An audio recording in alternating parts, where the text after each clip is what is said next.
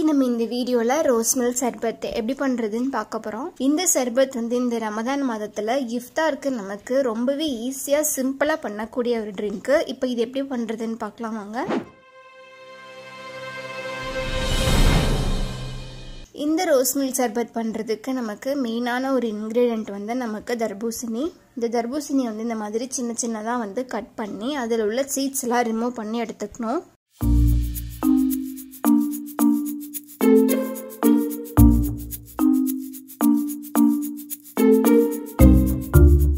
அடுத்து ஒரு மிக்சிங் பவுல்ல ஒரு 2 கப் அளவுக்கு பால் ஆட் பண்ணிக்கோங்க. பால் நல்லா காய்ச்சின பால். அடுத்து இதுலயே தேவையான அளவு சர்க்கரை. நான் 2 கப் பாலுக்கு 3 டேபிள் ஸ்பூன் சர்க்கரை ஆட் பண்ணிருக்கேன்.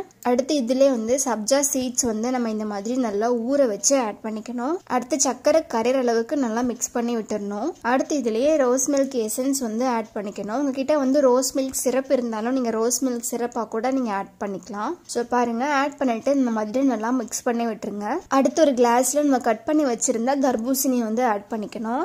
அதுக்கு மேலேயே பாத்தீங்க அப்படின்னா நல்ல சில்லுன்னு இருக்கிறதுக்காக நான் இதுலயே ஐஸ் கியூப்ஸ் ஆட் பண்ணிக்க போறேன். தர்பூசணி ஐஸ் கியூப்ஸ் இது ரெண்டும் ஆட் பண்ணிட்ட அப்புறம் நம்ம ரெடி பண்ணி வச்சிருந்த ரோஸ் மில்க் இதுல ஆட் பண்ணிக்கணும். கடைசியா இதுக்கு மேலேயே வெனிலா ஐஸ்கிரீம் ஆட் பண்ணி சர்வ் பண்ணோம் அப்படின்னா ரொம்பவே ஈஸியான ரோஸ் மில்க் சர்பத் ரெடி ஆகிரும். இப்போ இன்னொன்னு நான் உங்களுக்கு செஞ்சு காமிக்கிறேன் பாருங்க. ஒரு கிளாஸ்ல நம்ம கட் பண்ணி வச்சது தர்பூசணி, அதுலயே ஐஸ் கியூப்ஸ், அடுத்து நம்ம ரெடி பண்ணி வச்சிருந்த ரோஸ் மில்க், கடைசியா ஐஸ்கிரீம் ஆட் பண்ணி சர்வ் பண்ணிக்கணும். இந்த ரோஸ் மில்க் சர்பத் பண்றது ரொம்பவே ஈஸி. அதே மாதிரி நம்ம இதுல தர்பூசணி எல்லாம் ஆட் பண்ணிருக்கிறதால ஹெல்த் வைஸும் ரொம்பவே நல்லது. இந்த ரோஸ் மில்க் சர்பத் ஏதாவது ஒரு வகையில உங்களுக்கு யூஸ்ஃபுல்லா இருந்துச்சு அப்படின்னா நம்ம சேனலை சப்ஸ்கிரைப் பண்ணி வச்சுக்கோங்க. And thank you so much.